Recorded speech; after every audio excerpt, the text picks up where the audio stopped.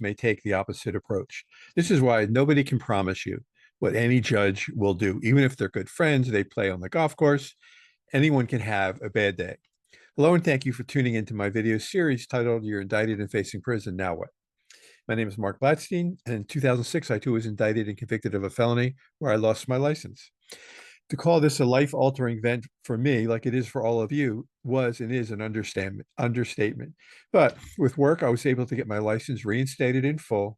With my takeaway lesson, prison is temporary. Eventually, you will get out.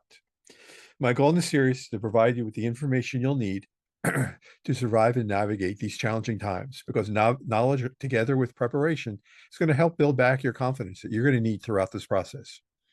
Since you've heard that the Department of Justice, the FBI have been asking questions, by this point, their case against you is mostly complete and they have a 98% conviction rate. So you can choose to go to trial. That's okay. Just do not alienate the court or the judge because your chances of becoming victorious is 0.2%, give or take. But it depends on your constitution and how strong a case you have. So don't not go to trial based on me.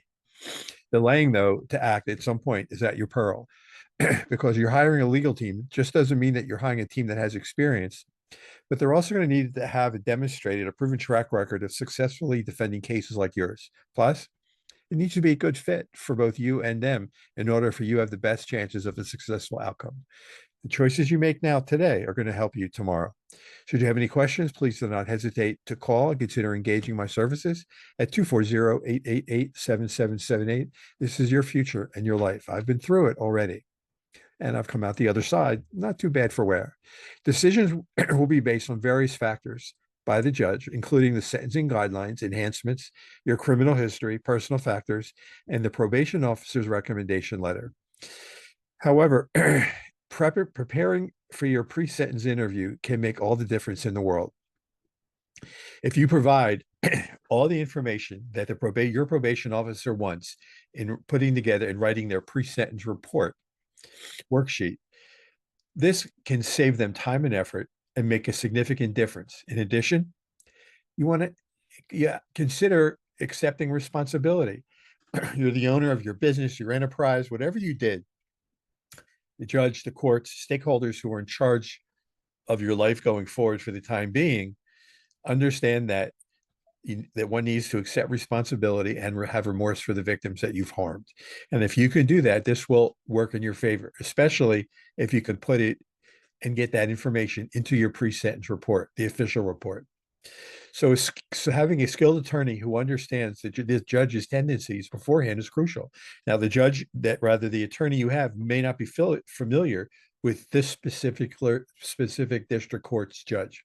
If that's the case, if they don't think of it on their own, you can suggest that maybe they reach out to federal defenders and learn, what does the judge like, not, or does the judge just like?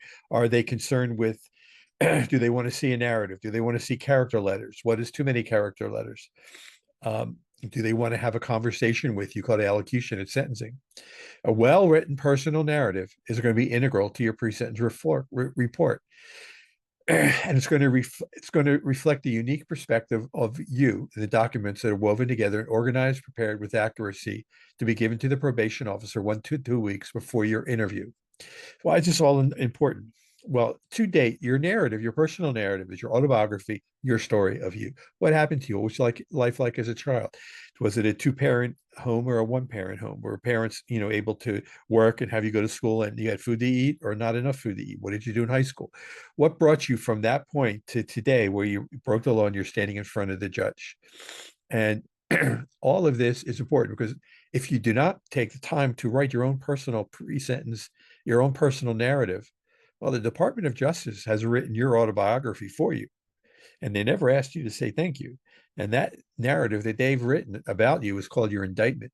And so unless you can begin to change that, that is all your judge is going to see. That is all that probation officers, after you get off supervised releases, or when you go on supervised release, will see. That's all that the case managers in prison and the warden will get to see about you. So if you do not believe that the indictment is a fair rendition of who you are, now's the time to to deeply dive into a internal introspective of who you are and what brought you to this point. Plus, probation officers are overworked and have no time. And so by you making the extra effort to have everything available to them before your pre-sentence interview will show them that you're taking this seriously. And they may actually appreciate your efforts, which it gives them the time at your interview to get to know you personally and ask any remaining questions you may have. This then, if they're able to get your narrative into their pre-sentence report, together, it's called under seal, which means that's going to follow you wherever you go. If you decide to give your pre-sentence or your narrative and include it with your attorney's memorandum and sentencing, it's not going to follow you wherever you go. And so your indictment is going to be all that everyone else reads. To engage my services or have your concerns answered, you can give me a call today at 240-888-7778. This is my personal cell, and I answer and return all of my own calls. You can get additional information through my website at PPRSUS.com. That's P as in Paul, P as in Paul, R as in Robert, S as in Sam, US.com. I'm grateful for you taking the time to listen in today, and I hope you have a good day.